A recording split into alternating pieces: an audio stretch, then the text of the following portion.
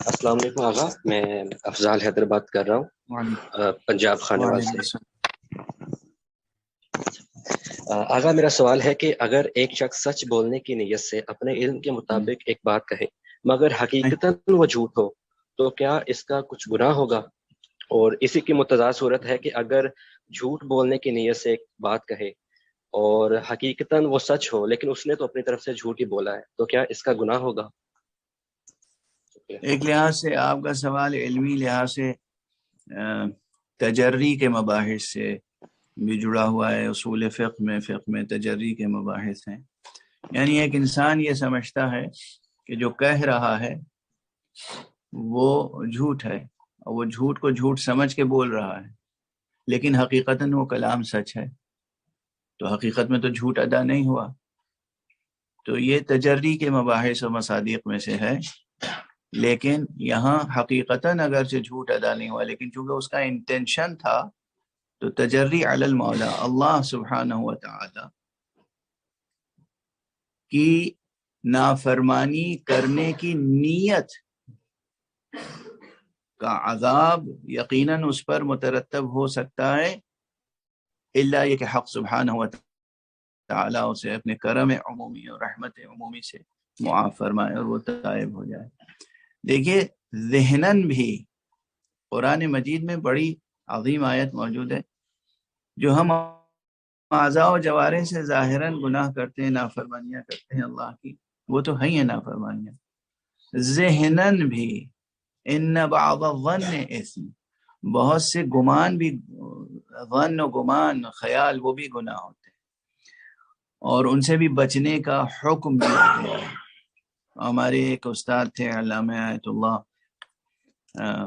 شیخ محمد مہدی آصفی، علامہ مہدی آصفی، جو حضرت آیت اللہ العظمہ خامنئی کے نمائندہ مطلق تھے عراق کے لیے، نجف اشرف میں، اور ویسے وہ آیت اللہ خامنئی سے سینئر تھے ایک زمانے میں، خود فرمایا کرتے تھے، لیکن اس وقت وہ آیت اللہ خامنئی کے سامنے بالکل سر تسلیم خم رکھتے تھے، کیونکہ وہ ان کو امام امت اور رہبر امت تسلیم کرتے تھے، ان کے نمائندے تھے۔ تو وہ میں نے بعض چیزیں ان سے بہت اہم سیکھی۔ وہ فرمایا کرتے تھے کہ ان کی بحث ہے مفصل، یہیں اسی ادارے میں، یہاں لندن تشریف لائے تھے، یہاں انہوں نے خطبہ ارشاد فرمایا تھا، ایک توسیعی خطبہ ہم ہی نے منعقد کیا تھا، تو اس میں فرمایا مفصل کہ جو فکری گناہ ہیں، سوچ، ہم نے کچھ کیا نہیں، کچھ کہا بھی نہیں، سوچا صرف، وہ کون کون سے گناہ ہیں جن پہ سخت عقوبت ہے، قرآن کی روشنی میں ایک فقہی بحث تھی۔ تو تجری تو نہیں ہونی چاہیے مولا سبحانہ و تعالیٰ کے حضور، جسے سچ سمجھے انسان اور سچ موقع پر سچ بولے۔ اضطرار الگ ایک بحث ہے، مجبوری اور اضطرار یا مصلحت شرعی الگ ایک چیز ہے، لیکن ویسے درست نہیں ہے کہ انسان جھوٹ بولنے کا ارادہ بھی کرے، نیت بھی کرے، اگرچہ وہ کلام سچ ہو، صدق ہو۔ اور کوئی سوال ہو تو فرمائیں۔ آغا صرف اس کا ایک سوال اور تھا پاکستان کی سیاست سے متعلق، اگر آپ اجازت دے تو میں سوال کروں۔ فرمائیں۔ قبلہ، آپ نے بھی عمران خان صاحب کی کافی تعریف کی تھی ایک بیان میں، تو اسی کی بنا پر ہم نے بھی ان کو مکمل سپورٹ کیا جتنا ہم کر سکتے تھے۔ اور آج کل کی جو صورتحال ہے پاکستان کی، اب وہ پاکستان کے موجودہ پرائم منسٹر تو نہیں ہے، تو جو اب موجود ہیں وہ ہمارے نزدیک وہ عمران خان صاحب سے بہتر نہیں ہے، تو کیا ہمیں عمران خان صاحب کو کس حد تک سپورٹ کرنا چاہیے، جبکہ ہمیں یہ بھی پتا ہے کہ وہ ان میں بہت سی خامیاں بھی موجود ہیں؟ تو کیا ہم لانگ مارچ کے لیے نکلیں ان کے لیے اور آگے پتھر کھائیں پولیس کے، کیا اس میں کوئی ہمیں اجر بھی ملے گا، یا ہم نیوٹرل ہو کر بیٹھ جائیں؟ عمران خان صاحب ظاہر ہے کہ اب ایک سیاسی کردار نہیں ہے، ایک نظریے کا نام ہے۔ عمران خان جو کہہ رہے ہیں کہ ہمیں مکمل آزادی چاہیے، اور آپ دیکھیے کہ ایک سچا لیڈر جب ہوتا ہے تو عوام میں، حتیٰ کہ ناخواندہ میں، دیہات میں، گاؤں میں، شہروں میں، گلی کوچوں میں، بچوں میں کیسی سوچ کی بلندی آ جاتی ہے.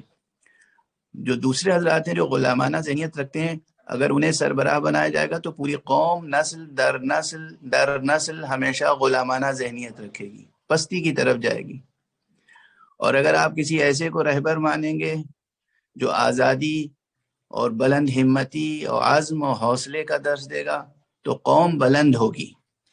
اگر ایسا رہبر انتخاب کیا جائے گا تو قوم میں بلندی ہے. مشکلات آئیں گی، جد و جہد کرنی پڑے گی، لیکن بہرحال قوم اور قوم کا مستقبل بلند سے بلندتر اور روشن سے روشنتر ہوگا، اور ملک مضبوط و مستحکم ہوگا. اجمالاً اتنا ہی جواب دیا جا سکتا ہے. اس کے علاوہ آپ حضرات خود مصادیق سمجھ.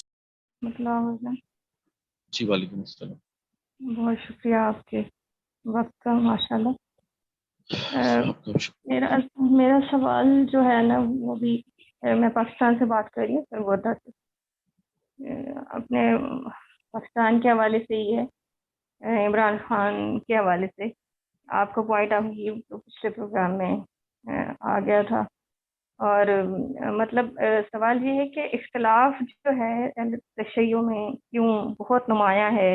عمران خان کو سپورٹ کرنے کے حوالے سے اور نہ کرنے کے حوالے سے بہت نمایاں ڈویژن ہے یہاں پہ. اور خود اس پروگرام میں بھی غربی صاحب نے فرمایا تھا کہ عمران خان جو ہے نا وہ اس وقت ایک نظریے کا نام ہے، تو اگر وہ قوم کی بلندی کی بات کر رہے ہیں تو ان کا ساتھ دینا چاہیے. لیکن آپ کا پوائنٹ آف ویو تھوڑا ڈفرینٹ تھا، تو اس اختلاف کی وجہ کیا ہے؟ معذرت، میرا کیا ہے پوائنٹ آف ویو؟ کہ عمران خان کے حوالے سے آپ نے پچھلے پروگرام میں فرمایا تھا نا کہ ان کے کردار کو، ان کے ماضی کو اچھے سے دیکھنا چاہیے، پھر ڈیسائیڈ کرنا چاہیے. ہاں اچھا، بسم اللہ الرحمن الرحیم. تدریجی ایک اختلاف جو ہے نا وہ ہمارا تدریجی اختلافات ہیں. ذرا سمجھیے گا کیا کہنا چاہ رہا ہوں میں. مراد یہ ہے کہ ایک گروہ جو ہے نا وہ 100% یہ کہتا ہے کہ ابھی ہم عمران کا ساتھ دینا چاہیے، کیونکہ جو فکر اور نظریہ اس نے دیا ہے یہ پاکستان میں پہلی مرتبہ لوگوں کے دلوں سے اس کی زبان پر آ گیا. اس کا ساتھ جو ہے نا وہ پوری طرح سے دینا چاہیے. یعنی کوئی اس میں کہیے کہ تحفظات کا شکار نہ ہو، بلکہ ساتھ.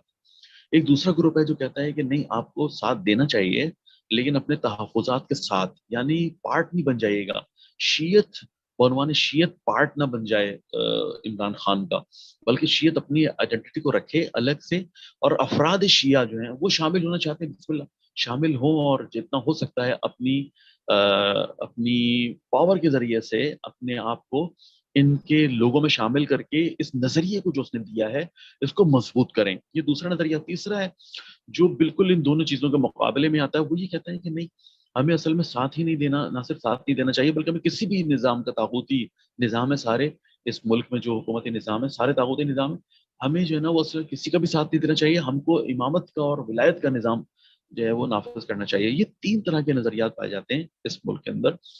میرا نظریہ بیچ والا ہے. میں اس بیچ والے پر ابھی بھی قائم ہوں، ان تمام حالات کے باوجود بھی قائم ہوں. اور اس کی وجہ یہ ہے کہ دیکھیں، آج عمران خان نے جو بات کہی ہے بہت اچھی ہے.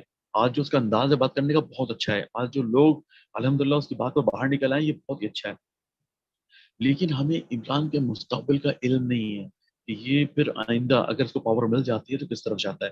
اس لیے آپ جو ہے نا وہ حفاظت، تحفظات کے ساتھ، یعنی آپ کچھ نہ کچھ جو ہے وہ فلٹر لگائیں اور اس کے بعد پھر ساتھ دیں. اب وہ فلٹرز کیا ہو سکتے ہیں؟ جیسے میں نے کہا کہ ہمیں بعنوان شیعہ، یعنی جس کو آپ تشیع مذہب کہتے ہیں نا، یوں نہ ہو کہ مسجد کے ٹرسٹیز، علماء، ہماری ساری شیعہ تنظیمیں، ٹرسٹ مسجد کی، یا ہمارے اسی طرح سے آپ سمجھیں ماتمی دستے اور یوں سب ساتھ نہ دے رہے ہوں کہ جو اسٹیک ہولڈرز کہلاتے ہیں تشیع کے، بلکہ ہمیں جو ہے نا وہ یہ سمجھنا چاہیے کہ ہم اس کا ساتھ، یعنی شیعہ چلا جائے اور جانے کے بعد جو ہے نا وہ تقویت دے اس نظریے کو، اور شامل ہو کے ان کے اندر جو ہے نا وہ ہم کوئی انشاءاللہ جو اس کی فکر ہے اس کے اوپر کوئی سنجیدہ کام کریں، جس کو میں یہ کہتا ہوں کہ نعرہ ہے، جذباتی نعرہ ہے، اس کو شعوری نعرہ بنانے میں محنت کریں. یہ میرا نظریہ. جو لوگ پہلے والے لوگ ہیں جو کہتے ہیں پوری طرح سے شامل ہو جائیں، میں ان سے یعنی کئی مرتبہ گزارش کر چکا ہوں کہ اس طرح سے نہیں، اس طرح سے آنکھیں بند کر کے نہیں. ابھی جو ہے نا وہ کافی چیزیں جو ہے کلیئر ہونے کی ضرورت ہے. اور ایک گروہ جو بالکل ہی مخالفت کرتا ہے کہ ہمیں کسی طرح کا، وہ عمران خان کی بات نہیں کرتا، وہ تو کسی بھی نظام حکومت کا ساتھ نہ دینے کی بات کرتا ہے. اچھا یہ ہم بھی اس کے قائل ہیں، لیکن ہم یہ کہتے ہیں کہ ہمیں ایک تدریجی مراحل طے کرنے کے بعد اس نظریے تک پہنچنا ہے کہ جب تک شیعہ اتنی پاور میں نہیں آ جاتی اس ملک کے اندر کہ جو باقاعدہ نہ صرف یہ کہ اہل بیت علیہ السلام کے دین کا عمل نفاذ کر سکے ملک میں، بلکہ وہ دوسرے فرقوں کو بھی یہ بات سمجھا سکے کہ دیکھیں اہل بیت کا دین آپ کا مخالف نہیں ہے، اہل بیت کا نظریہ نظام ولایت یہ آپ کے لیے نقصان دہ نہیں ہے. ابھی اس ملک کے اندر کہ جہاں سب لوگ ایک دوسرے پہ بدبین ہو، شکار ہوں مشکلات، یعنی وہ ایک دوسرے کو شک کی نگاہ سے دیکھتے ہوں کہ یہ تو ایران کی طرف سے آ رہا ہے، تو یہ تو حزب اللہ بنا دیں گے، تو یہ تو پھر شیعوں کا وہابیوں کا یا مسلمانوں کے درمیان قتل عام ہو جائے گا، اختلافات.